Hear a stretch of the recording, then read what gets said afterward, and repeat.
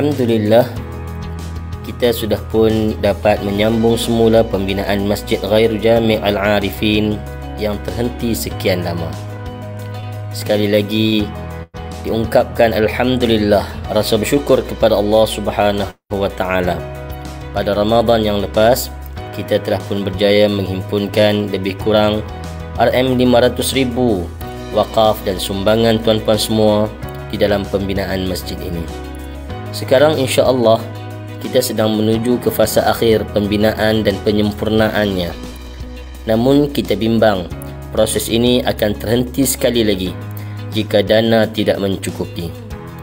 Fasa akhir ini kita masih memerlukan antara RM1 juta hingga 1.5 juta lagi. Bantulah kami kita menyiapkan masjid ini dengan secepat mungkin. Insya-Allah, moga-moga dengan harapan kita, sesi persekolahan tahun hadapan para pelajar tahfiz, sekolah menengah Islam di sini, sekolah rendah Islam Al-Ustaz dapat memanfaatkan masjid ini dengan lebih luas lagi. Kata Nabi SAW, sesiapa yang membina masjid kerana Allah, Allah akan membina untuknya satu mahligai seumpamanya di syurga kelak. Hadis riwayat Imam Muslim. Sama dengan kami, kita selesaikan pembinaan masjid ini. Semoga Allah merahmati kita semua insya-Allah.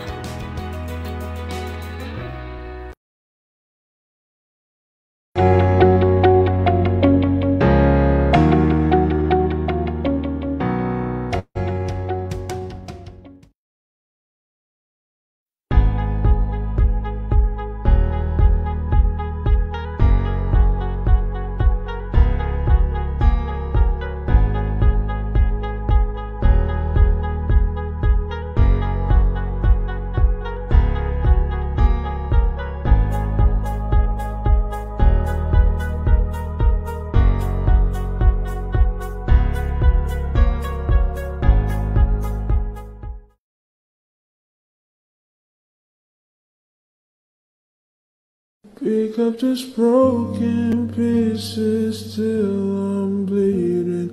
If that won't make it right, stop with no sunlight.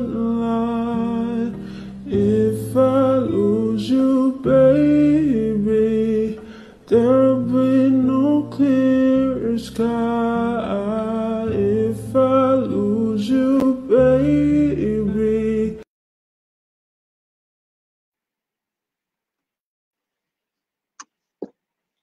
Alhamdulillahirrabbilalamin. Wassalatu wassalamu ala ashrafil anbiya'i wal mursalin wa ala alihi wa sahbihi ajma'in. Rabbi shrahli sadri wa yassirli amri wahlul 'uqdatam min lisani yafqahu qawli, amma ba'd. Assalamualaikum warahmatullahi taala wabarakatuh kepada para penonton.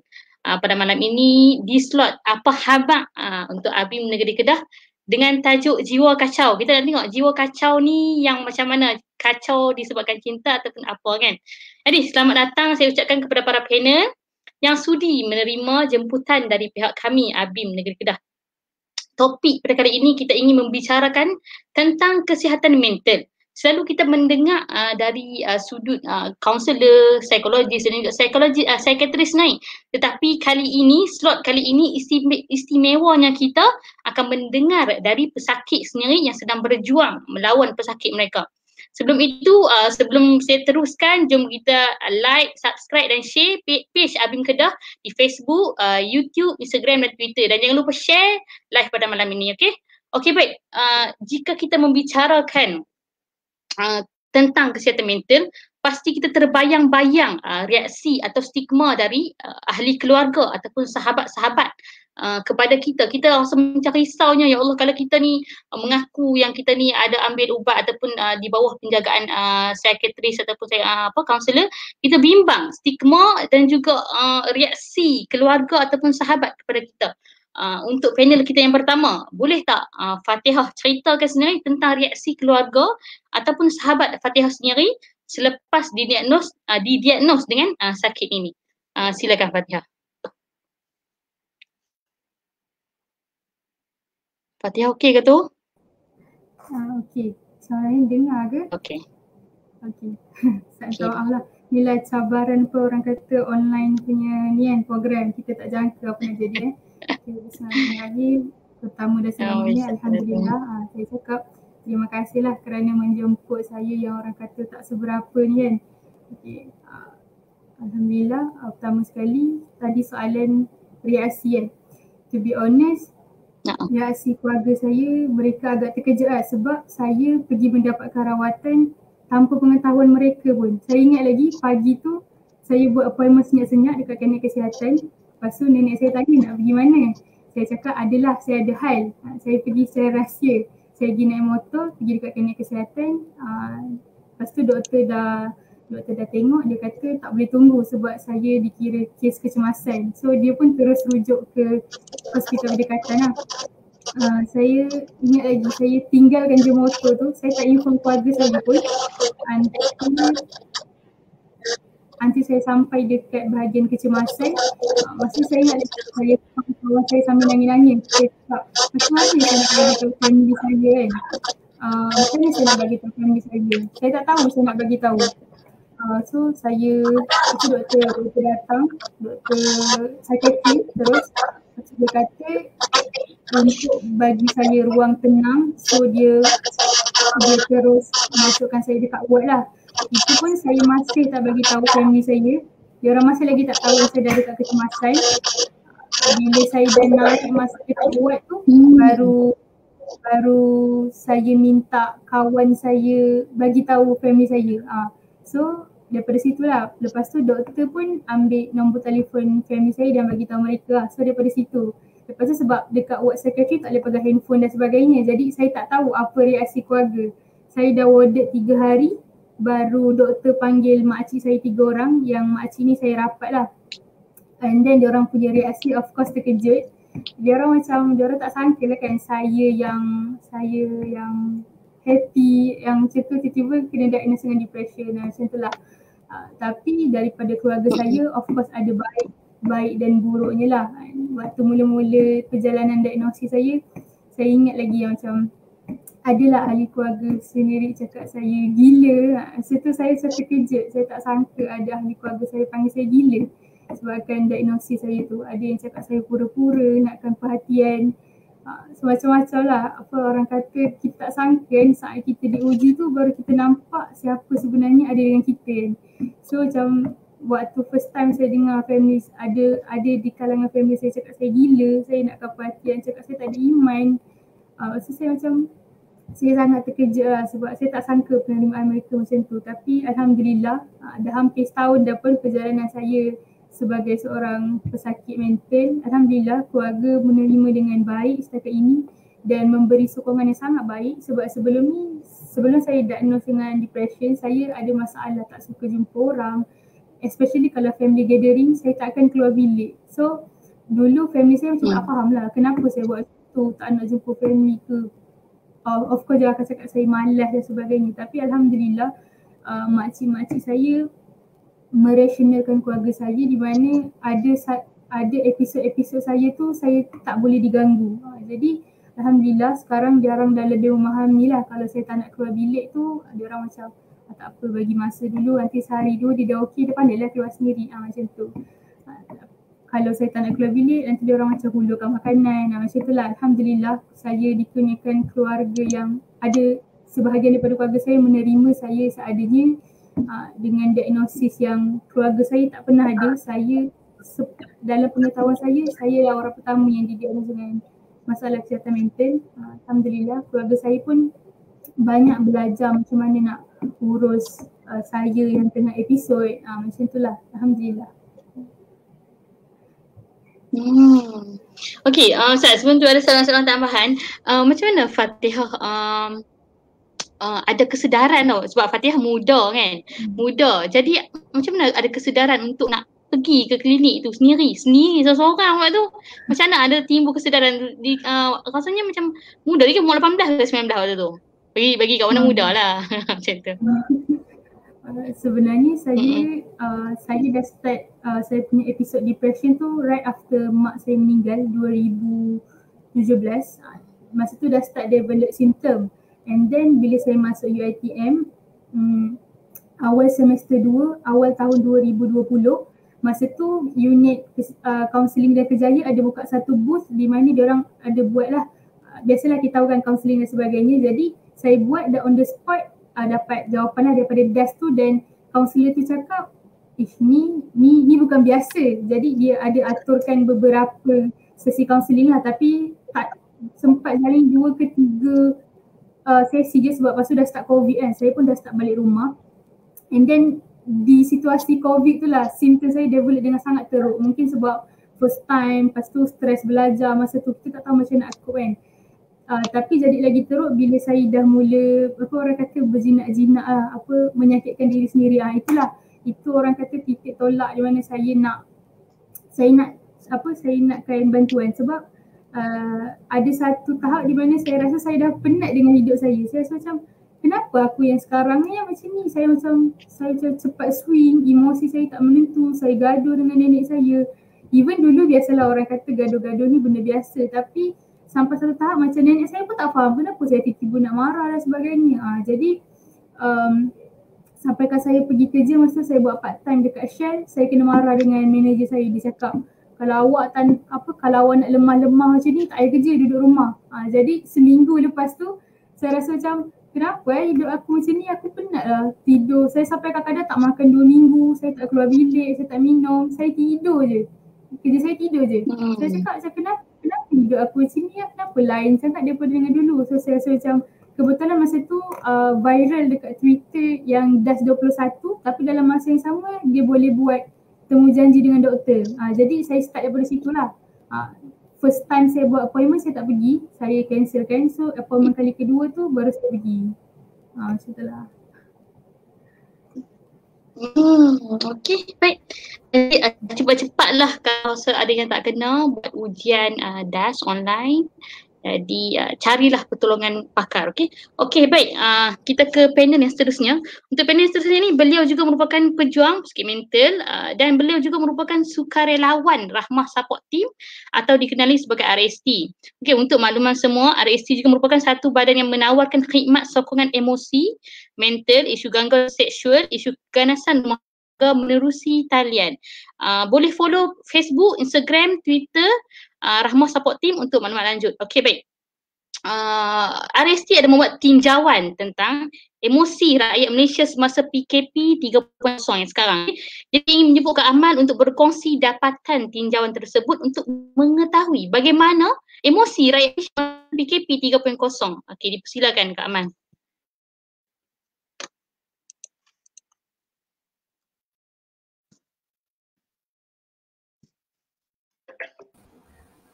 Okay, Assalamualaikum. Salam. Terima kasih Fana dan terima kasih kepada pihak Abdul Kedah lah atas jemputan ni. Saya memang dah agak lama jugalah tak bercakap online ni kan, dekat public ni. So macam nervous juga ni. So saya cuba sebabnya kita sebenarnya sebelum saya berkongsi kita punya tinjauan, saya kira saya boleh perkenalkan RST seperti yang Farhana dah kenalkan tadi. Mungkin saya bagi secara ringkas sahaja. Seperti yang Farhana bagi maklum tadi, Rahmah Support Team ni atau singkatannya RST ni adalah satu inisiatif atau kumpulan sokongan yang ditubuhkan oleh Helwa ABIM Malaysia yang fokus dalam mengendalikan ataupun fokus untuk menangani isu-isu kesihatan mental lah. So kita punya, saya punya slide tak keluar, tak apa. Kita punya maksudnya kita punya core business sekarang ni adalah talian rahmah yang tadi Farhana dah promote. Kita mula buat talian rahmah ni ketika PKP 1.0 pada tahun 2020, tahun lepas, dan sehingga sekarang lah masih berjalan. Alhamdulillah lah, dia sedikit sebanyak kita tak pasti adakah kita masa mula-mula kita macam confused jugalah nak buat kan, apa yang boleh kita buat, apa yang tak boleh kita buat, tapi alhamdulillah kita rasakan adalah sedikit kita punya kiranya inisiatif ataupun kita punya bantuan yang kita boleh berikan ketika ramai orang berdepan dengan masalah isu tekanan ataupun masalah-masalah yang mengganggu pemikiran dan kesihatan mental mereka pada waktu sekarang, terutamanya pada waktu ketika PKP ni lah sekarang kan. Okay. So tak keluar tapi tak apa, nanti kita kalau dapat keluar kita boleh tengok lah kan. Okay, so jadi sekarang ni okay, so untuk tinjauan yang kita lakukan sempena kita telah buat tinjauan sebenarnya ketika PKP 2.0 dan sekarang kita buat tinjauan untuk PKP 3.0. Tapi kalau saya nak share secara keseluruhan tinjauan tersebut mungkin agak panjang. Oh, baru keluar. Okey, ini adalah kumpulan boleh tengok sekejap lah kot. Ini adalah kumpulan sukarelawan RST. Kita punya core business memang Talian Rahmah sekarang ini buat masa sekarang sebab tengah keadaan pandemik ni telah menyebabkan keperluan kepada talian psikososial ni. Semalam saya ada mendengar perkongsian daripada pihak Befrienders yang mengatakan memang talian sokongan diorang juga sangat busy, sesak, memang orang nak call pun tak dapat kan.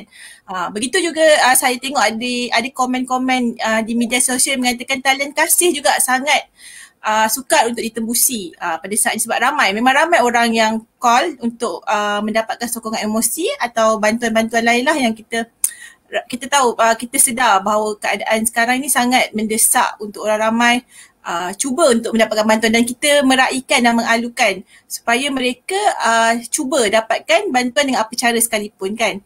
Okay, so kita juga ada kumpulan sukarelawan yang akan melakukan advokasi di media sosial, poster, promosi.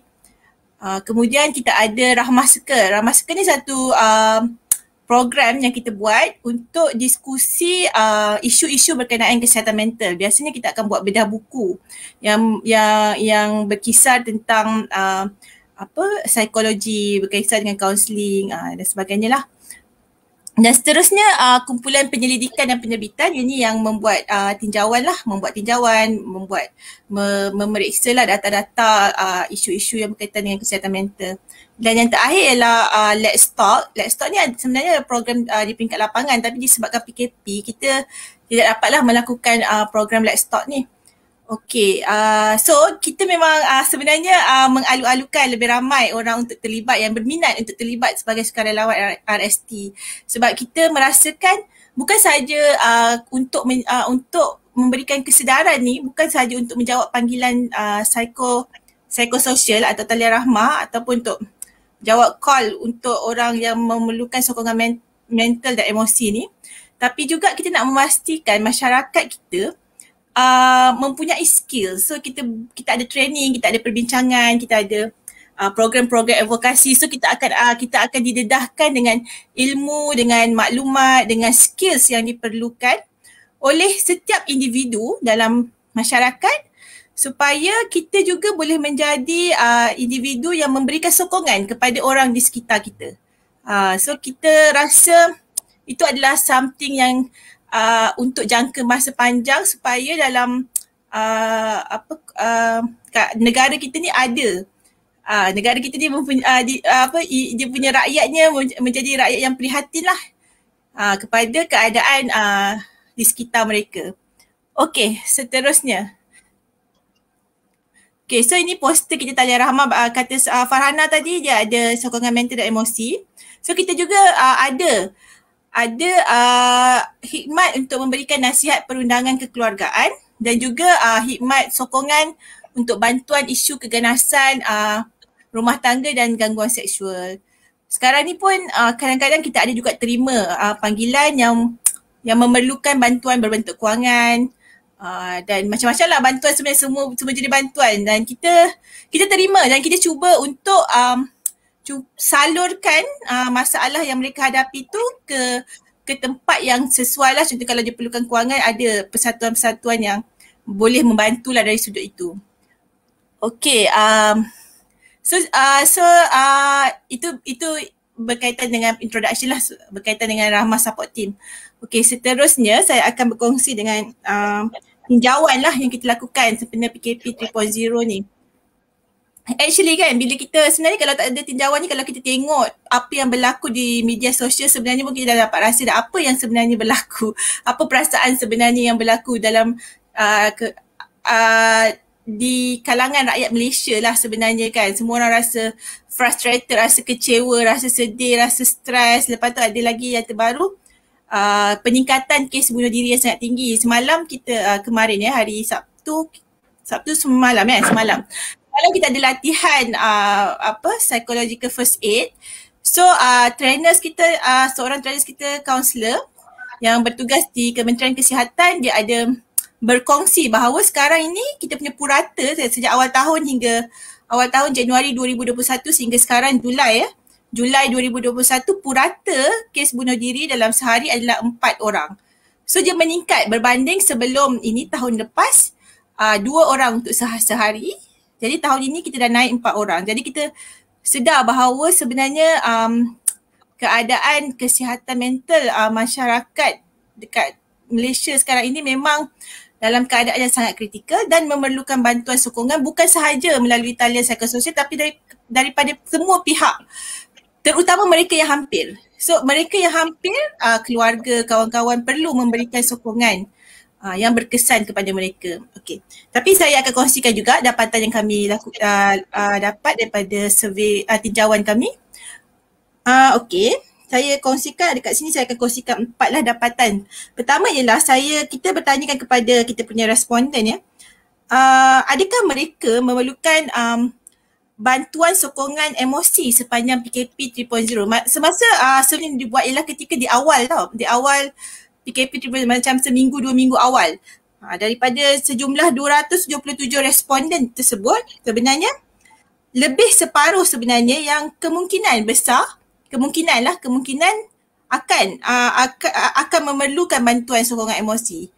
Lebih separuh. Dan 18 memang dia kata dia perlukan. 18% memang memerlukan. Kalau 18% daripada 277 ni saya anggapkan mungkin dalam 50 orang lah. Daripada 277 orang ni 50 orang memerlukan bantuan sokongan mental dan 37% lagi kemungkinan dia rasa dia pun dah rasa tak stable kan, dia rasa dia perlu. Dan soalan kedua ialah kita menanyakan adakah dia akan menghubungi. Kita nak tahu relevan ke tidak sebenarnya talian psikososial yang kita buat, talian rahmah yang kita buat ni. So kita nak tahu, nak pastikan adakah talian rahmah ni diperlukan ataupun tidak. So daripada dapatan kita cek ialah 13% mengatakan mereka akan menghubungi talian sokongan ini. So memang ada individu yang memang memerlukan dan memang kita dapati memang kalau ikutkan keadaan sekarang memang talian-talian psikososial seperti yang saya katakan memang sangat sesak dengan panggilan. Okey, seterusnya dapatan yang saya rasa sangat menarik ialah ketika merasa sedih, sunyi dan perlukan bantuan, siapa yang kita akan hubungi? Ini yang saya rasa sangat penting ialah siapa dia kumpulan sokongan ataupun siapakah individu yang boleh kita harapkan untuk memberikan sokongan emosi dan ataupun memberikan bantuan di saat yang diperlukan. So memang banyak meletakkan paling banyak sekali sebenarnya orang letakkan kawan, sahabat baik, teman rapat. So sebenarnya sahabat ni adalah individu yang sangat orang kata trusted lah sebenarnya. Jadi sebagai kawan sebenarnya kita sangat perlu menjadi seorang yang membantu kawan-kawan kita. Kemudian ada mengatakan adik-beradik, suami isteri, ibu bapa. So keluarga pun perlu. Tapi di sini yang saya hendak tekankan ialah ada yang tiada sesiapa. 14% daripada responden tiada sesiapa yang boleh mereka dapatkan bantuan. Maksudnya 14% responden ataupun populasi kalau kita boleh katakan memang tak ada sesiapa yang boleh diorang dapatkan, maksudnya harap. So macam nak tak nak memang talian seperti ini memang diperlukan lah untuk, maksudnya satu-satunya tempat untuk diorang bergantung harap. Okey, jadi seterusnya yang terakhir, dapatan terakhir yang saya akan kongsikan ialah ini adalah satu survey yang khusus kita buat terhadap suri rumah yang saya rasa agak menarik untuk saya kongsikan dekat sini. Sebabnya ni survey ni kita buat khusus untuk suri rumah, bukan untuk semua maksudnya bukan untuk semua golongan masyarakat. Daripada 86 respondents, perkara yang sangat merisaukan suri rumah kita sekarang ni adalah masalah PDPR anak-anak. Sebenarnya bukan sahaja anak-anak yang stres. Ibu terutamanya dan bapa juga stres dengan masalah dengan PDPR anak-anak. Sebab ini adalah sesuatu yang sangat barulah. Kan kita semua terpaksa menggunakan medium online ni, memang sesuatu yang sangat baru. Jadi kita semua confused, dan masalah yang kedua ialah ibu bapa ni dia tak ada kemahiran atau skill untuk mengajar. So skill ni cikgu ada tapi ibu bapa tak ada. Even kalau anak, kalau dia seorang cikgu, dia nak mengajar anak dia pun it's not easy sebab anak sendiri kan. So macam that's the thing yang kita lihat PDPR ni merisaukan dan memberikan tekanan lah kepada suri rumah terutamanya. Dan perkara lain ialah tiada pendapatan, juga masalah pengurusan anak-anak. Sebab anak-anak memang akan berada di rumah 24 hours kan, kita tak boleh keluar, kita terkurung. So macam mereka tak boleh bermain dekat luar, tak boleh jumpa kawan-kawan. Itu adalah sesuatu yang bila ibu bapa nak menguruskan anak-anak tu sesuatu yang memberikan tekanan kepada mereka. Okay. So ni adalah benda-benda mungkin yang perlu pihak-pihak tertentu yang boleh fikirkan bagaimana kita boleh bantulah kita rakyat-rakyat Malaysia ataupun masyarakat yang terjejas disebabkan oleh PKP ataupun keadaan COVID-19 ni. Okay, so sedikit saya nak kongsikan lah beberapa pengalaman saya dalam menerima panggilan talian rahmah ya. Sebabnya kita telah mulakan talian rahmah ni sejak tahun lepas kan, tahun 2020, dan kemudian kita sambung ke tahun 2021 ni. So kita ada PKP 1.0, PKP 2.0 dan PKP 3.0. Ketika PKP 1.0 kita memang dapat banyak panggilan, tapi kebanyakan panggilan itu lebih kepada masalah orang yang stres, yang memang mengalami masalah gangguan mental ataupun kesihatan mental yang telah mengalami, dan dia tak boleh jumpa orang, dia stres dan dia susah nak jumpa dia punya psychiatrist, dia stres, susah nak dapatkan ubat, dia stres sebab dia bila PKP kita susah nak dapat semua, nak jumpa orang, nak dapatkan bekalan ubat, nak jumpa doktor semua. So dia stres disebabkan, so dia punya simptom tu semakin teruklah bila PKP kan. Itu adalah kebanyakan yang kita dapatlah bila adalah masalah-masalah lain, tapi kebanyakannya adalah masalah yang memang diorang dah stres sebelum PKP, dan PKP tu menambahkan lagi ataupun yang diorang memang dah sakit atau mempunyai masalah kesihatan mental sebelum PKP, dan PKP tu menambahkan lagi masalah ataupun tekanan yang diorang hadapi. Tapi ketika PKP 2.0 sebenarnya kita kurang panggilan sebenarnya. Dia agak, orang waktu tu dah agak bertenang dan mungkin kita dah rasakan okay, PKP dah berakhir. Ini adalah masa pemulihan yang kita rasa macam okay, kita akan bebas daripada COVID. PKP 2.0 memang agak bertenang sebenarnya. Bagi kami lah, kami tak sure di tempat lain kan. So tapi bila umum yang PKP 3.0 dia punya panggilan semakin bertambah, dan kebanyakan panggilan memang masalahnya disebabkan PKP. Antara yang paling ketara ialah kerisauan tentang masa depan, tentang pekerjaan. Ramai yang hilang kerja, akan hilang kerja, risau pendapatan tak ada, macam mana nak bayar hutang, macam mana nak bayar sewa, macam mana nak survive. Even ramai yang tak tahu, tak cukup duit pun nak makan. That's the thing yang kita ada bendera putih semua kan. Itu memang berlaku pada PKP 3.0 ni. And memang ada yang merasakan benda tu buat mereka rasa ada macam the thought of, maksudnya keinginan untuk bunuh diri tu. Memang ada yang call macam itu. So that's the thing yang kita risaulah sebenarnya. Bila PKP 3.0 ni dia tak tahu bila sudahnya kan. So itu yang saya rasa dan ramai yang macam masih ragu, macam tak pasti apa masa depan mereka, kerja tak ada kan. And ada yang juga yang sangat risau kalau dijangkiti. Sebabnya terlampau banyak kes kematian disebabkan COVID-19 dan kematian disebabkan COVID-19 ni berbeza dengan kematian bukan disebabkan COVID-19 sebabnya satu, kita tak boleh merawat jenazah. Kita tak ada macam upacara yang terakhir bersama jenazah kan. So macam dia memberikan kesan trauma yang agak mendalam lah kepada mereka, keluarga-keluarga yang terlibat sebenarnya. Dan itu dan orang, dan bila dia melihat benda tu berlaku kepada orang lain, dia pun risau kalau benda tu berlaku kepada diri dia dan keluarga dia. Dan sesiapa yang ada anak kecil pun risau keselamatan dan kesihatan anak dia. Itu antara benda-benda yang dikongsi lah dalam talian rahmah, panggilan-panggilan yang kita terima lah daripada dalam talian rahmah. Saya rasa itu saja. Okey, terima kasih kepada Kak Amal. Sekejap tengok tinjauan sebab sebelum ni kita tahu tinjauan tu tapi kita tengok sendiri dia punya result dia.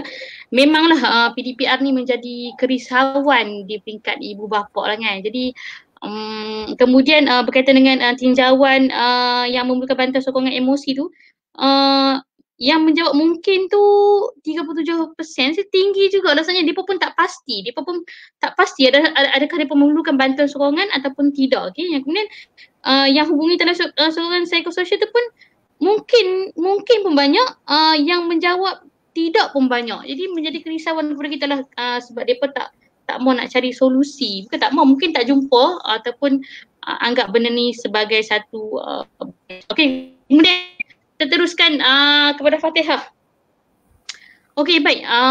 Berkenaan dengan coping mechanism. Okey, coping mechanism ni adalah salah satu strategi untuk kita mengawal diri kita, mengawal emosi, dan ia sebagai satu proses di mana seseorang individu itu dia sedang bertarung yang okey. Coping mechanism ni dia macam R&R lah. Sebentar, stop kejap, kita rehat, chill, minum kopi dan sebagainya, dan sambungkan kehidupan. Coping mechanism ini juga merupakan satu tindakan untuk mengatasi ataupun mengurangi beban perasaan yang tercipta kerana stres yang dirasakan mengancam diri. Okey, untuk soalan Fatihah, apakah coping mechanism Fatihah sendiri bagi mengatasi beban perasaan yang dihadapi pada satu ketika, pada satu ketika penyakit tu dia menyerang, apa yang Fatihah buat untuk berhenti sekejap macam tu? Silakan Fatihah.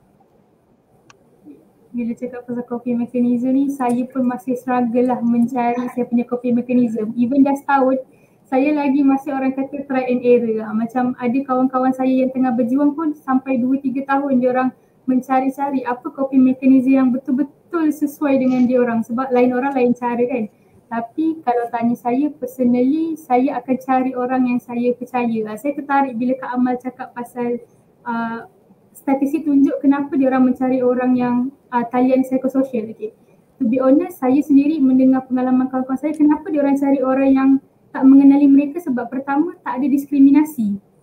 Sebab contoh, bila kita mencari keluarga, mungkin mereka tahu kita ni bagaimana, jadi bila kita lontarkan masalah, dia orang akan cari kita punya salah. Contoh macam, aku rasa aku macam tak boleh lah, aku macam susah nak cope dengan belajar. Tapi kalau family kita tahu, contoh macam dia ni study jarang-jarang, jadi dia akan point balik salah kita. Itulah kau study jarang, itulah inilah. Jadi kenapa dia orang tak suka cerita dekat orang yang mereka kenal, sebab dia orang takutkan diskriminasi dan apa orang punya reaction kan. Jadi saya sendiri, to be honest, saya banyak menggunakan talian befrienders sebelum saya mengenali RST sendirilah. Tapi macam Kak Amal cakap, mereka sangat susah untuk di reach sebab panggilan mereka sangat-sangat sibuk. Jadi apa yang saya buat, saya ada beberapa kawan yang saya percaya di mana walaupun kadang-kadang mereka tak membantu pun.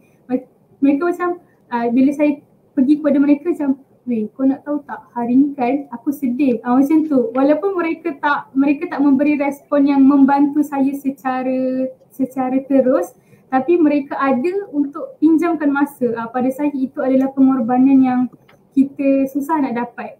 Jadi alhamdulillah saya digunakan beberapa kawan yang memahami dan saya ada kaunselor yang sangat baik.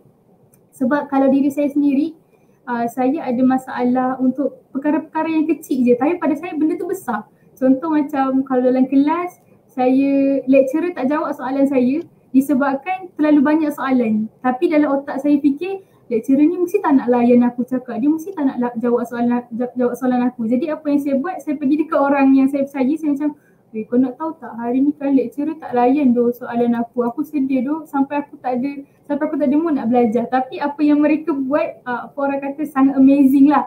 Dia orang mendengar dan dia orang rationalkan saya balik, tapi bukan daripada segi yang menolak perasaan saya. Contoh macam bila cakap, aku sedih lah, padahal benda tu kecil je. Tapi dia orang akan cakap, tak apa lah, mungkin pada kau benda tu kecil, tapi kalau kau rasa macam tu nak buat macam mana kan, tak apa lah. Kalau kau sedih, tak apa, kau relax dulu hari ni, tak payah belajar ke, relax dulu, esok kau start balik macam biasa. Saya rasa itu adalah coping mechanism saya yang terbaik lah. Dan coping mechanism yang saya rasa saya sedang develop sekarang ialah dari segi penulisan lah. Saya mengikuti kelas-kelas penulisan dan bergiat aktif jugalah di beberapa platform iaitu Twitter dan TikTok lah. Jadi saya agak terkejut bila dilamar oleh RST sendiri sebab TikTok tu kenapa saya menjejakkan kaki di TikTok, sebab saya rasa terdapat salah faham di mana mereka rasa penyakit mental tu adalah benda yang senang-senang untuk didapati. Contoh macam kita tahu banyak online punya ujian iaitu DAS kan. Jadi bila mereka buat DAS tu, depression aku teruk, anxiety aku teruk, ni mesti apa dia depression. Jadi usaha kecil saya nak mengubah stigma-stigma sebegitu yang sebenarnya sakit mental ni bukan semudah bila kita buat DAS, terus keluar jawapan. Tidak, macam saya sendiri pun, doktor ambil masa saya 8 hari untuk diagnose saya dengan depression. Jadi saya rasa mereka itu merasakan, saya tidak menyalahkan mereka secara terus sebab kita pun tahu ramai sangat orang struggle, ramai sangat orang nak nak justifikasikan perasaan mereka tapi dia tak tahu mana nak dituju. Jadi secara terus terang hari-hari DM TikTok saya dipenuhi dengan Kak, macam mana saya nak pergi jumpa doktor? Kak, macam mana saya nak menuju kepada siapa? Lepas tu ada yang cakap, betul ke perasaan saya ni, tanta saya ni manja mengada-ngada. Jadi itu adalah, mungkin usaha yang saya buat ni tidaklah besar mana, tapi saya harap orang kata sedikit bantuan ni memberi harapan kan. Sedikit harapan kepada orang kat luar sana, dia orang tak berjuang sendiri. Jadi orang kata it's a pleasure lah untuk saya membantu. Mungkin tidak ramai tapi adalah beberapa yang saya bantu. Jadinya pada saya stigma tu bukannya daripada masyarakat tapi daripada diri kita sendiri kan. Ramai orang takut nak cari bantuan sebab dalam diri diorang rasa macam tanta aku ni main-main je, tanta aku ni pura-pura je. Itulah benda yang saya struggle. Sebenarnya masa first saya nak dapatkan rawatan tu, saya terpaksa memecahkan tembok stigma diri saya dahulu. Macam tanta aku ni pura-pura, tanta aku ni buat-buat je lah, macam tu. Itu adalah stigma terbesar yang saya perlu pecahkan dalam diri saya sendiri sebelum saya nak ubah stigma daripada masyarakat. Itulah. Dan bila cakap coping mechanism ni, pada saya setiap orang lain-lain. Ada orang kalau ada masalah dia suka tidur, walaupun tidur tu sebenarnya taklah menyelesaikan masalah pun. Tapi orang kata, orang panggil ruang bertenang supaya otak dia tak serabut dan boleh fikir satu-satu. Dan bukanlah saranan, saya rasa macam sedikit tips lah. Saya sendiri buat iaitu join lah. Sekarang ni dah banyak dah webinar percuma kan, cara nak urus emosi, cara nak cari coping mechanism. Itulah yang saya buat. Selagi mana saya mampu cari tips-tips daripada clinical psychologist ataupun kaunselor.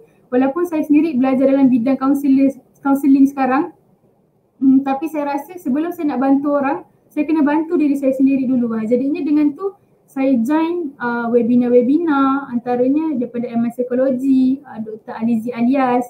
Jadi saya rasa dengan webinar-webinar tu dia bantu saya untuk cari POV yang supaya saya celik akal. Okay, contoh kalau sebelum ni aku ada masalah, aku buat apa? Aku self harm contohnya. Jadi aku dah tahu benda tu salah, mungkin aku kena try benda lain. Mungkin sekarang bila aku stres, tak apalah, tinggalkan masalah tu dulu, pergi keluar ke, cari-cari angin ke, main-main dengan tanah ke. Jadi sebenarnya benda sangat-sangat membantu. Dan saya baru perasan yang saya suka berkebun. Walaupun saya tanam tu semua tak menjadi. At least dapat main, apa orang kata, dapat touch, sense of touch dengan alam. Jadi itulah yang saya cuba terapkan dekat diri saya, sebab coping mechanism ni bukan satu benda yang mudah untuk dicari. Mungkin orang lain sehari dua dah terus jumpa dah coping mechanism dia. Tapi mungkin ada orang struggle mencari coping mechanism sahaja. Jadi untuk orang kat luar sana yang tengah struggle cari coping mechanism kalian, apa slow-slow.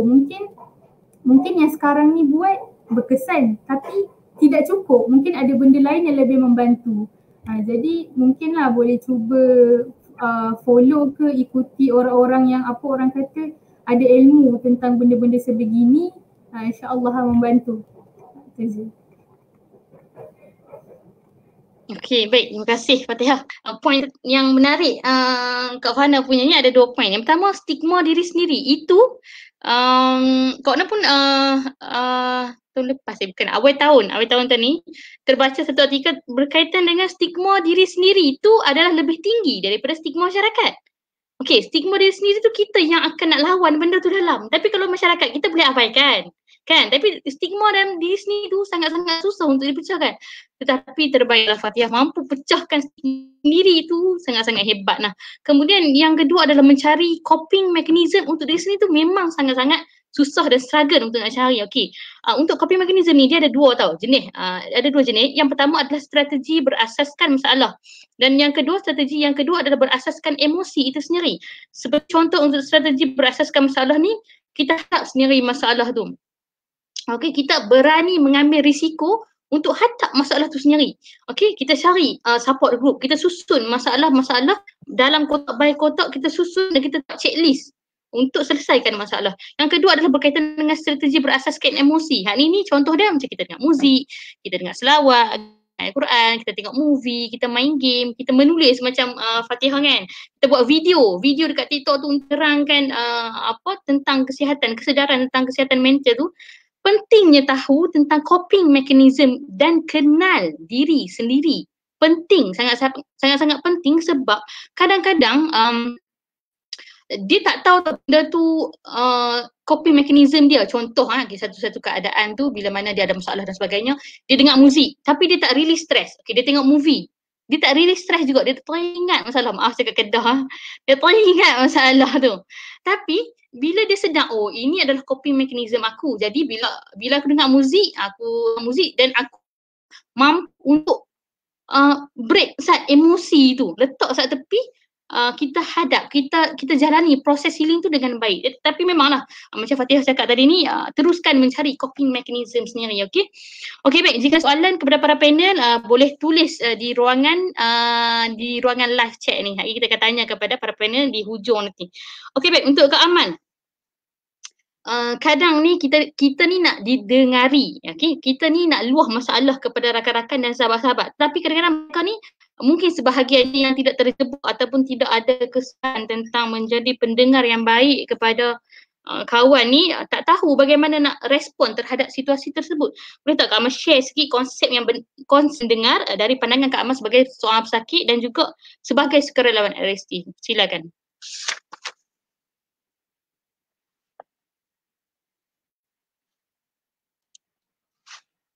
Kak Man mute. Okay.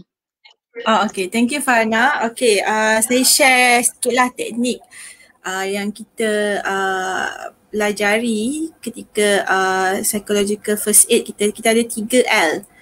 Yang ni kita nak, kalau boleh memang kita advocate untuk semua orang tahu macam mana kita nak lakukan psychological first aid. Maksudnya bantuan awal bila berdepan dengan individu yang memerlukan sokongan mental atau sokongan emosi.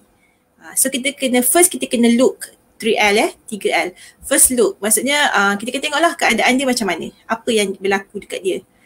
Kita kena observe apa yang berlaku dekat dia, apa keadaan dia macam mana, dia dah makan, dia ada makan ke, pakaian dia okey ke.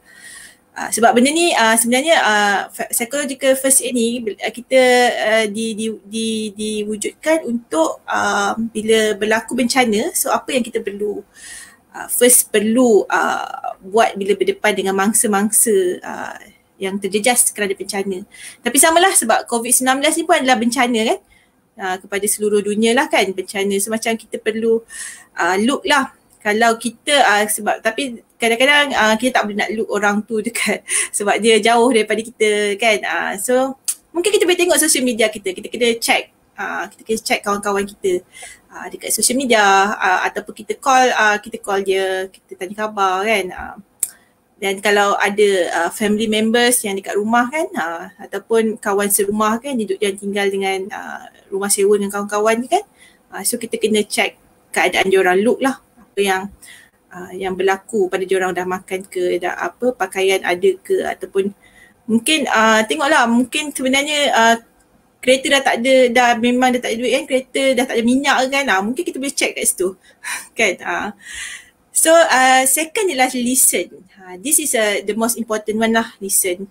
Dalam apa sahaja sebenarnya bila orang kata untuk berkomunikasi yang berkesan, bukan bercakap tapi mendengar. Mendengar tu adalah lebih penting daripada bercakap. So macam mana kita nak listen ni? Maksudnya kita dengar lah apa saja yang cakap. Macam Fatihah tadi kan, dia cerita kawan-kawan dia menjadi pendengar walaupun tak menyelesaikan masalah dia kan. Kita memang tak boleh nak selesaikan masalah orang. So jangan, don't be often ataupun jangan rasa macam bersalah tak dapat selesaikan masalah orang. Sebab kita tak semua masalah tu mampu diselesaikan dan boleh diselesaikan. Tapi kita perlu menjadi seorang yang mampu untuk mendengar. Mendengar adalah sangat penting dan ada beberapa maksudnya larangan lah dalam mendengar mereka yang memerlukan sokongan psikososial ni. Antaranya ialah perkataan yang tak bolehlah digunakan ketika mendengar ni adalah yang kita belajar, ada dua lah yang saya rasa penting lah. Yang dua ni biasanya orang cakap dan kita jangan cakap lah. Kalau kita berdepan dengan orang yang dengan siapa-siapa pun lah, saya rasa tak payah cakap kot dua perkataan ni. So pertama ialah bersabarlah. Bersabarlah ni kadang-kadang bila dia cakap bila kita cakap dan orang cakap bersabarlah, kita pun dah macam turn off nak cakap apa dah. Kan? So macam dia tak rasa orang tu mendengar sebab dia macam orang tu dah tak nak dengar, sebab tu orang tu macam cakap bersabar je lah. So macam and then dia macam kita memberikan solution kepada orang tu, bukan orang tu tak nak bersabar, sebab orang tu bersabarlah dia stay lagi bersama kita kan. So kita kena dengar lah apa yang cakap, and then perkataan yang kedua ialah saya faham atau aku faham keadaan kau ni kan. Aku faham, aku pun macam tu. Tapi kita mungkin berbeza. Mungkin contohnya kita kehilangan ayah kan. Ataupun yelah kita kehilangan contoh kita kematian ayah, dan kawan kita tu pun kematian ayah, tapi kita punya perasaan dan dia punya perasaan sebenarnya berbeza. So kita tak boleh kata kita faham sebab kita tak tahu apa yang berlaku dengan dia dan ayah dia, apa kisah-kisah berlaku berbeza dengan apa yang kita lalui. So macam it's a different thing. Mungkin kita boleh lalui benda tu dengan mudah, dan mungkin juga dia ada benda-benda yang dia tak settle, yang dia rasa macam-macam perasaan lah. Dia akan rasa bersalah, mungkin dia akan rasa marah, mungkin dia akan rasa sedih dan macam-macam lagi lah kan. So apa yang kita dengar ialah, apa yang perlu kita buat ialah kita dengar dan kita acknowledge apa yang dia rasa. Contohnya, kau rasa aku tak sangka lah yang kau rasa macam ni. Aku rasa aku tak boleh faham lah, tapi aku rasa aku boleh dengar lah. Maksudnya kita kena acknowledge yang dia rasa macam tu, tapi kita tak rasa. Benda yang dia rasa tu adalah sesuatu yang kita tak boleh ambil ringan. Dan kita dengar lah, dan kita kata, dan kita boleh kata kalau dia perlukan apa-apa bantuan, bagi tahu. Apa yang dia kita boleh bantu, kita cubalah bantu kan. So antaranya ialah maksudnya kita kena acknowledge perasaan dia. Jangan suruh dia bersabar. Jangan kata kita faham, sebab kadang-kadang ada masalah-masalah mental yang sangat kritikal ni memang kita takkan faham. Tapi kita boleh dengar lah apa yang dia cuba cakap. And yang terakhir adalah link. Link ni adalah bila kita tengok individu tu memang ada masalah kesihatan mental yang memerlukan rawatan contohnya. So kita perlu bawa dia ataupun kita perlu bagi maklumat lah kepada dia bagaimana untuk mendapatkan rawatan kan. Ataupun contohnya dia berdepan dengan masalah kewangan. Masalah kewangan. So dia macam sekarang ni memang banyak orang berdepan masalah kewangan dan memilih untuk maksudnya adalah yang rasa macam benda tu sangat membebankan. Mungkin ada isu-isu lain kan. Tapi antaranya ialah masalah kewangan ni dan dia memilih untuk bunuh diri kan. So macam mungkin boleh bagi tahu solusi seperti AKPK, bankruptcy. So macam ataupun apa sahajalah selain daripada melakukan mengambil nyawa kan. So ada banyak cara. So dapatkan counselling, dapatkan rawatan psikiatris, jumpalah orang yang boleh membantu. Contohnya mungkin dia kehilangan maksudnya syarikat dia kena tutup kan, dia tak boleh nak survive dah. So mungkin kita boleh linkkan dia dengan individu yang mampu, mungkin boleh bagi dana ke kan. Mungkin apa sahajalah, maksudnya ada jalan je. Sekarang ni pun ada cara-cara yang kita tak tahu kan, dia akan ada, mesti akan ada selain cara tu kan. So benda ni yang kita nak tekankanlah kepada orang ramai supaya jangan putus harap dan sentiasa melihat orang sekitar, mendengar apa masalah mereka dan cuba cari. Kalau tak boleh selesaikan, dengar. Kalau boleh selesaikan, cuba cari penyelesaian tu bersama-sama. So macam Fatihah kan, dia cerita penyelesaian dia pergi ke klinik kan akhirnya. So macam benda tu bukan satu journey to healing ni bukan satu benda yang mudah dan maksudnya tempoh yang singkat, tapi dia memang perlukan perjalanan yang sangat panjang dan kita tak boleh expect perubahan tu cepat. So memang kena melalui ni lah secara berperingkat-peringkat, buat sikit-sikit apa yang termampu. So that's how lah. So yang penting adalah kita kena ada dengan orang itu. Itu yang paling penting. So kita kena berada dekat orang tu dan kita kena hidup bersama dia macam biasa. Macam biasa. So hidup dengan dia macam biasa. So dan kita terimalah segala kekurangan dan kelemahan yang ada. Dan that's how life lah kan. Saya rasa itu kot, saya pun tak sure nak kata macam mana. Okey, baik. Terima kasih Kak Aman. Poin Kak Aman yang menarik minat saya adalah tentang emosi manusia ni dia lain-lain. Okey, orang panggil emotional stability tu lain-lain. Okey, macam Kak Aman cerita tadi, kawan ni kehilangan ayah, kawan ni pun kehilangan ayah. Tapi apa yang dia rasa mungkin seorang ni boleh survive, ada setengah tak boleh langsung kan. Mungkin dia rapat dengan ayah ke dan sebagainya. Jadi dia tak boleh nak bawa tu. Dia rasa kehilangan tu yang sangat-sangat dalam kan. Kemudian macam cakap tadi, ada yang tak dapat nak cari kawan-kawan untuk mendengar dan sebagainya. Kita di Talian Rahmah sedia iklan tu. Jika anda yang untuk tak ada kawan, tak ada orang untuk luah ataupun nak cerita masalah, boleh hubungi Talian Rahmah yang tertera di live kami sekarang ini. Okey, baik.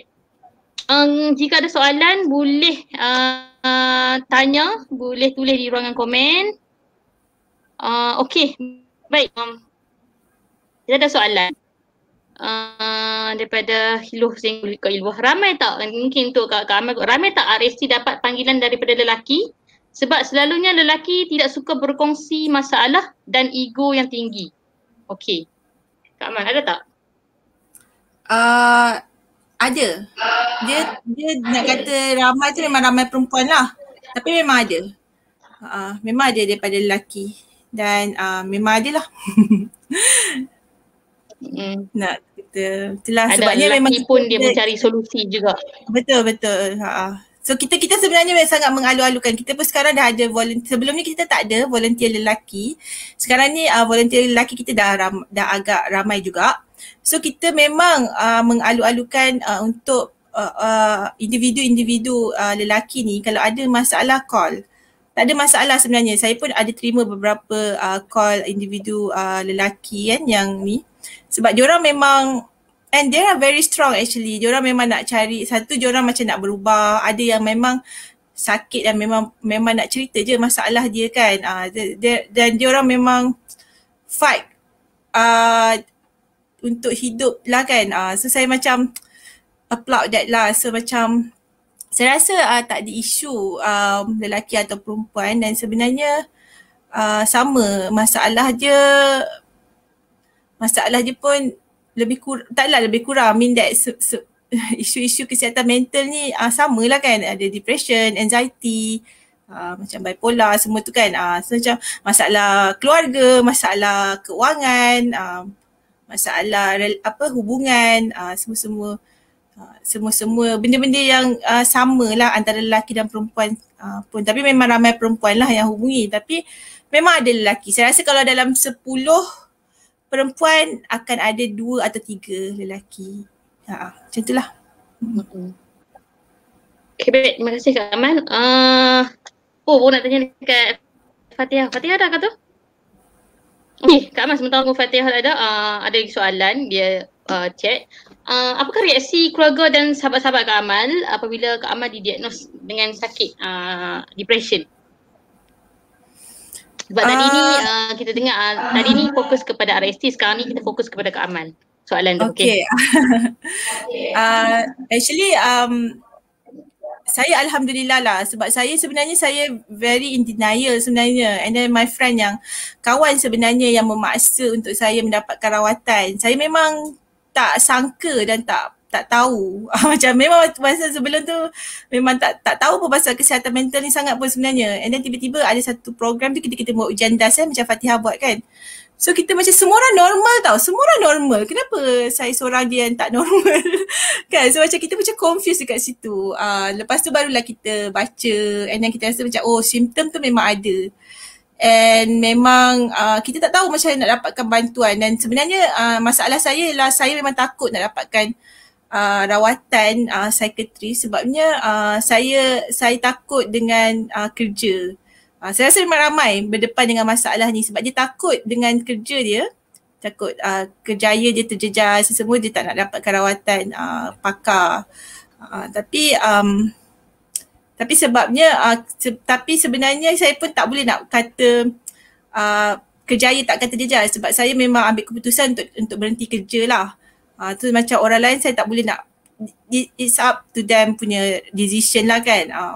So tapi sebenarnya kita punya kesihatan mental, maksudnya healthcare services on mental health dekat kita punya klinik kerajaan dan hospital kerajaan sangat baik. Jadi boleh dapatkan, dan sebenarnya rekod untuk penyakit mental ni di hospital kerajaan tidak akan didedahkan. Maksudnya orang lain tak akan boleh akses even doktor di hospital yang sama, kecuali kita punya psikiatris tu lah. So kalau maksudnya kita punya rekod tu tak akan boleh didedahkan. So kita sebenarnya tidak ada keperluan untuk bercerita tentang masalah kesihatan mental kita di tempat kerja, melainkan kalau kita dapat cuti, mungkin itu kenalah ada surat cuti, so mungkin dekat situ akan ada keperluan lah untuk bercerita. Contohnya kalau kita nak pergi interview kerja kan, tak perlu cerita yang kita ada masalah sakit, depression ke anxiety, itu tak ada keperluan untuk kita bercerita tentang perkara seperti itu. So dan saya nak bagi tahu sebenarnya kalau ikutkan depression dan anxiety memang boleh dipulihkan, maksudnya kita boleh sembuh sepenuhnya kalau kita melalui rawatan yang betul lah kan. So jadi dia jangan jadi macam penyakit tu dia melarat dan dia tak sembuh. So kita kena dapatkan rawatan segera dan kita sembuh dan kita boleh hidup normal seperti biasa insyaAllah. So benda macam tu lah. So alhamdulillah lah keluarga saya mula-mula memang susah macam mak saya lah terutamanya macam tak boleh terima. Tak boleh nak terima, tapi lama-lama dia okay, and she's very supportive. Dia temankan saya buat semua benda lah, and then apa juga keputusan yang saya buat dia terima lah kan.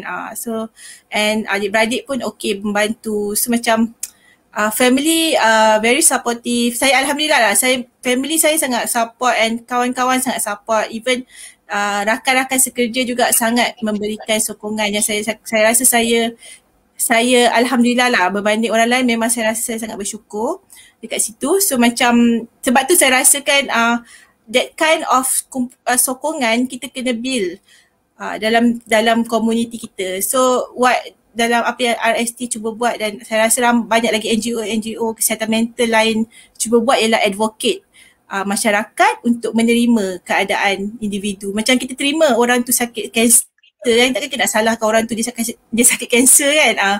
Macam tu jugalah kita menerima orang yang berdepan dengan isu kesihatan mental ni. Okey, baik. Terima kasih Kak Aman. Okey, soalan untuk Fatihah. Kita ada daripada ruangan chat. Daripada Miftah Syakirin. Kalau kita malas sepanjang masa, tak ada rasa nak buat sesuatu benda suka, adakah itu juga dianggap sebagai masalah kesihatan mental?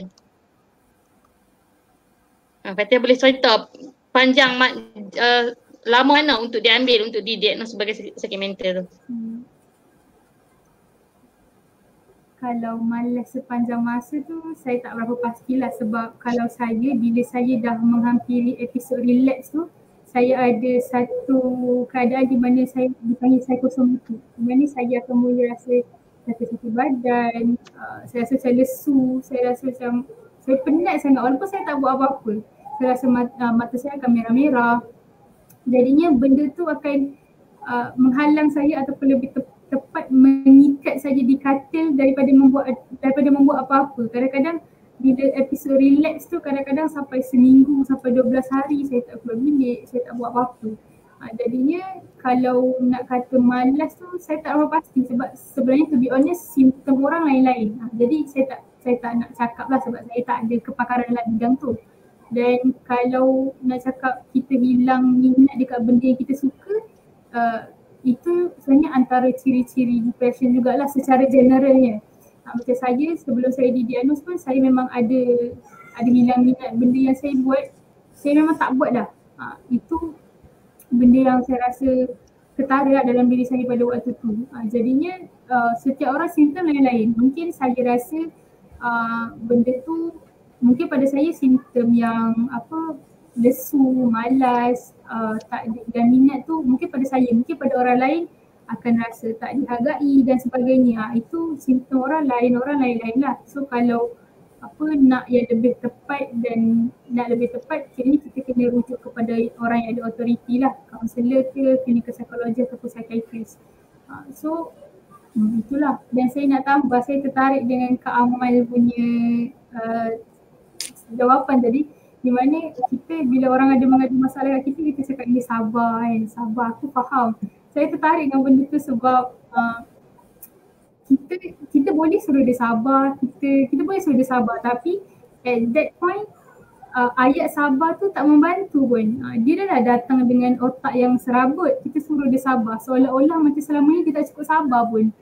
Jadinya saya menerapkan benda tu kat diri saya lah, walaupun sebenarnya saya sendiri memerlukan bantuan, tapi bila mana ada orang yang reach saya untuk dibantu, saya akan seboleh-bolehnya elakkan untuk suruh mereka bersabar. Sebab saya sendiri pernah juga meluah dekat kawan-kawan, bila diorang cakap sabar tu memang saya takkan reply dah chat diorang. Macam ibarat, kau ni boleh sabar tak? Aku nak cerita kau suruh aku sabar. Dia macam tak membantu pada waktu tu. Jadinya orang kita ni terlalu cepat untuk bertindak tapi tak kena dengan tempat. Jadi bagus dah tu kita cepat bertindak tapi melihat kepada situasi lah. Dan saya rasa untuk orang-orang yang di sekeliling kita tak tahu kita tahu siapa. Kadang-kadang mungkin adik kita sendiri ada masalah kesihatan mental tapi kita tak sedar, kita tak aware. Jadinya saya rasa satu tips yang saya boleh share supaya kita pun persiapkan diri kita dengan ilmu. Maksudnya benda ni adalah orang kata pengetahuan am. Jadinya mungkin benda tu tak berguna untuk orang, mungkin tak berapa nak berguna untuk orang-orang macam kawan kita, tapi mungkin berguna untuk keluarga kita, adik kita ke, anak-anak kita. Jadi family saya alhamdulillah yang sakitnya saya tapi yang banyak belajarnya mereka. Maksudnya makcik saya sendiri dia kata dia ada join kelas-kelas yang macam mana nak handle orang yang ada masalah depression dan sebagainya. Sebab ya saya dah tak ada mak dan ayah saya pun duduk jauh, jadi hanya bergantung kepada makcik-makcik dan nenek je. Jadi dengan kehadiran mereka tu, walaupun mereka hanya orang kata mendengar daripada webinar dan juga talk-talk yang lain, tapi tanpa sedar mereka membantu saya untuk through the process lah. Sebab healing tu proses kan, tak semestinya hari ni diagnose esok dah sihat lah, tak semestinya. Kadang-kadang ada cycle yang kita relapse dan sebagainya. Jadi dengan menjadi pendengar yang baik, saya rasa itu sangat-sangat membantu lah. Sebab kadang-kadang orang tak nak pun, dia tak nak pun orang selesaikan masalah kita, tak. Cuma bila dia dah ada masalah tu, dia tak tahu nak fikir yang mana, otak dia berserabut. Jadi mungkin dengan cara meluah tu, dia macam okay, otak aku penuh, aku dah luah ke orang, okay 2, 3 dah keluar sikit. Jadi dia boleh nampak dia perlu susun mana yang lebih utama. Jadi saya rasa dengan menjadi pendengar yang baik itu adalah sesuatu yang bagus. Adalah dengan dia waktu-waktu yang dia perlukan kan. Walaupun kita tahu kita mungkin tak akan membantu pun nak selesaikan masalah dia. Begitu. Okey, baik. Kalau nak tambah sikit untuk poin Fatihah berkenaan dengan soalan Mirza Syakiri ni, untuk pesakit-pesakit kesihatan mental ni, jika simptom melebihi 2 minggu, itu kena pergi jumpa kaunselor ataupun psikiatris lah untuk buat check up dan sebagainya. Okey, baik, kita pun sampai di penghujung rancangan. Macam rancangan. Okey, baik. Untuk penutup, boleh tak para panel kita bagi kata-kata semangat sikit lah kepada pesakit kesihatan mental ini yang dekat luar sana sedang berjuang kendalikan hidup mereka. Okey, kita start dengan Kak Amal dulu lah. Tadi dah Fatihah. Okey, Kak Amal dulu. Oh, okey. Saya ada share saya punya slide tu. Sekejap saya check. Saya pun tak ingat dah apa saya tulis. Okey, so sebabnya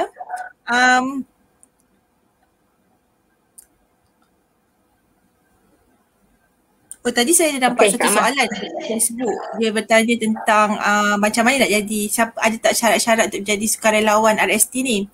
Kita hari tu dah buka kita tak perasan pun. Itulah tadi baru perasan. Kita ada buka sebenarnya hari tu open lah untuk orang ramai untuk mendaftar sebagai sukarelawan. Nanti insyaAllah boleh follow kita punya Facebook ataupun Instagram ataupun Twitter ataupun lagi ada TikTok. So macam boleh follow kita, terutama dekat Facebook lah. Biasanya dekat Facebook akan ada maklumat yang lebih details. So kita akan buka, kalau kita akan buka lagi kita punya pencarian sukarelawan. Kita open kepada seluruh rakyat Malaysia. Siapa saja boleh mendaftar sebagai sukarelawan kita. Kalau berminat untuk angkat talian rahmah, boleh angkat talian rahmah lah. Ataupun kalau ada nak berminat dari sudut nak membuat poster, ada yang nak membuat penyelidikan, mungkin ada yang boleh menyumbang dengan apa sahaja cara sekalipun dan boleh memberikan idea lah kepada kita kan macam mana kita nak membantu masyarakat untuk advocate isu kesihatan mental ni. So kita memang mengalu-alukan lah semua, dan kalau rasa nak tu mungkin boleh juga terus PM je dekat kita punya Facebook. Nanti kita admin group sukarelawan, saya tak sure tapi mungkin boleh dengan cara tu. So nanti saya kena check balik dengan kita punya admin macam mana. Tapi kita memang ada buka lah hari tu sebabnya. Tapi sekarang sebab hari tu sebab bila kita nak buat talian rahmah, kita akan buat training dulu kepada sukarelawan kita, baru kita akan benarkan diorang untuk terima panggilan. Sebab ada benda-benda lah yang kita perlu jaga kan sebagai seorang sukarelawan kan. Jadi benda tu lah yang paling utama. So jadi, tapi kita memang kalau dia tak nak angkat talian rahmah, tak nak bagi apa-apa, maksudnya tak nak buat apa-apa dengan RST pun, kita alu-alukan untuk join sebenarnya kita punya training supaya dia tahu macam mana cara-cara untuk berdepan dengan individu-individu yang terkesan dengan isu kesihatan mental ni. InsyaAllah nanti kita akan follow, nanti kita akan cuba sampaikan lah maklumat-maklumat tersebut melalui Facebook. Okey, untuk sebagai kesimpulan ni, apa yang saya nak tekankan ialah kita kena kenal pasti tanda perubahan kesihatan mental. Cara nak kenal pasti tadi mungkin antaranya ialah dengan buat DAS tadilah. Ujian DAS tu boleh dapat dekat online. Kalau saya sendiri, saya memang install apps DAS. Boleh kat Play Store memang ada DAS 21. So boleh install, memang saya akan buat berkala lah sebab saya akan check saya punya kesihatan mental saya sama ada apa keadaan saya macam mana. And then saya akan pastikan kalau ada isu-isu yang kalau ada benda yang tak betul ke apa kan dalam kehidupan saya akan tengok lah, maksudnya kita monitor kita punya kesihatan mental. So tanda perubahan kesihatan mental maksudnya simptom apa yang kita lalui. Contohnya tiba-tiba rasa macam susah nak tidur. Tadi ada cerita malas. So kena check malas tu kenapa, sebab apa yang kita rasa waktu malas tu kan. Semua benda tu kena tengok kan berapa lama tempoh, macam Farhana kata 2 minggu kan dia punya tempoh tu kan. So benda-benda macam tu lah. Dia punya simptom-simptom. Macam saya punya simptom yang paling ketara sebenarnya yang saya rasa sangat mengganggu ialah saya kesedihan yang melampau. Sebab mula-mula saya rasa benda tu macam normal je lah menangis kan. Tapi bila ada masa yang tiba-tiba saya menangis waktu kat tempat kerja, saya menangis dalam tempoh masa yang sangat lama. So dia mengganggu fungsi fungsi saya, fungsi-fungsi hidup saya lah kan masa saya bekerja kan. Waktu-waktu yang tak sepatutnya saya menangis kan. So macam benda-benda macam tu. So macam kena check lah dekat situ. Mungkin ada orang yang tiba-tiba rasa berdegup jantung yang dia tak buat apa tiba-tiba jantung dia berdegup kan. So kena pergi cuba dapatkan pertolongan. Bila kita rasa ada benda, dapatkan pertolongan. So mungkin tak pergi klinik, mungkin tanya kat dapat tanya kawan, ajak pergilah jumpa sesiapa untuk dapatkan pertolongan. Sebab tu kita perlukan lebih ramai orang yang cakna isu kesihatan mental supaya bila ada orang dapatkan pertolongan, kita boleh bantu orang tu. So bila kita dapatkan pertolongan, bila kita dah dapatkan pertolongan tu, dapatkan rawatan pula.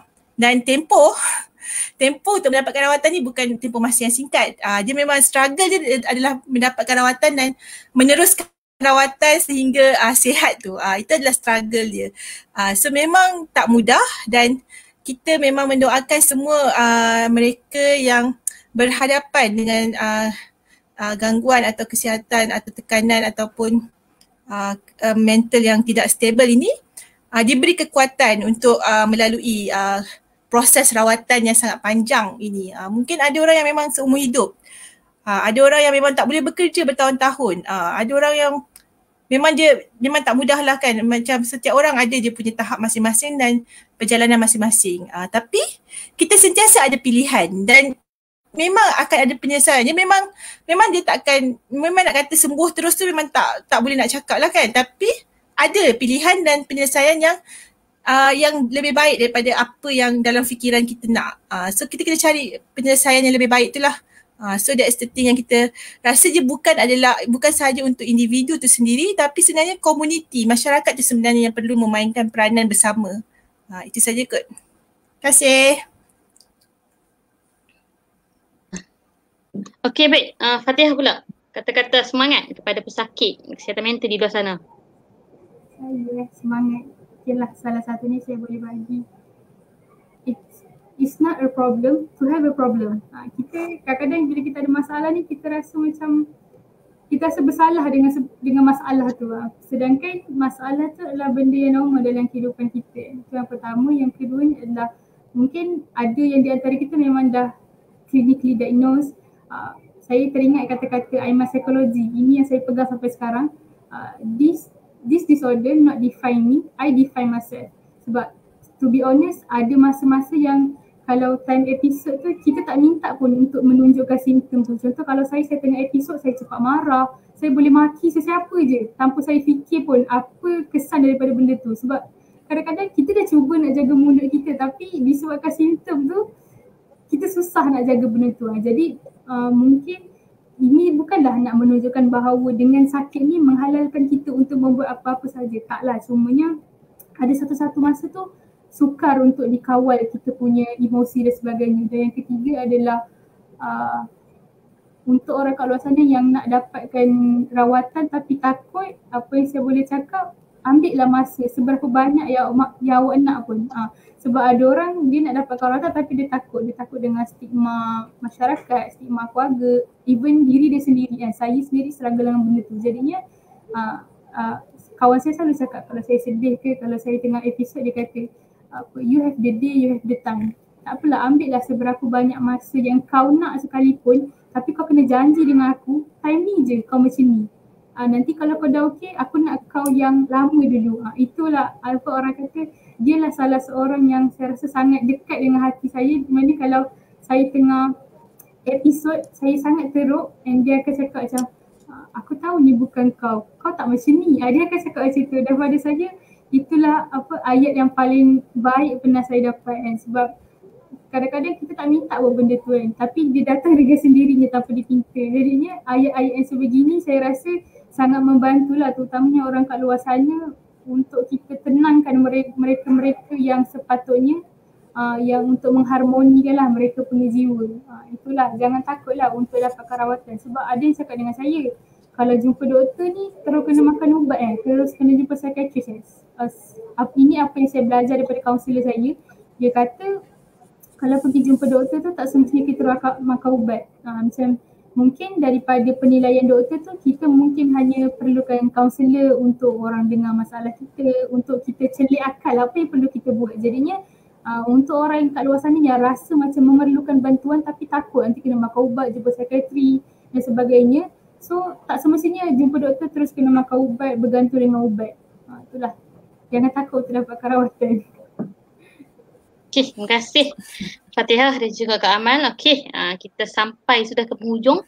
Yang terakhir, kalam saya atau saya ada dengar space lah dekat Twitter, perbincangan antara pemandiri sendiri, pemandiri pesakit sendiri dan juga psikologis, klinikal psikologis Aki Basri. Dia ada cakap tau dekat dalam sesi tu, dia kata kita jangan judge orang sesuka hati. Kita jangan judge orang tu nak acah-acah depression tu. Kita jangan judge. Sebab apa? Mengaku depression juga salah satu cry for help. Okay? Untuk kita meminta bantuan. Dan jangan disebabkan kita judge orang tersebut, orang tu terlepas rawatan awal. Jadi tolong jangan judge. Tolong jangan judge orang nak acah-acah depression dan sebagainya. Okay? Terima kasih kepada para panel. Alhamdulillah kita sampai sudah ke penghujungnya. Terima kasih sekali lagi kepada para panel yang sudi menerima jemputan daripada Abim Kedah dan juga Rahmah Support Team. Semoga perkongsian pada malam ini dapat memberikan manfaat kepada para penonton live yang tengok pada malam ni. Okey, sekian, wabillahi taufiq wal hidayah. Assalamualaikum warahmatullahi taala wabarakatuh. Jumpa lagi. Okay, Assalamualaikum. Waalaikumsalam. Bye.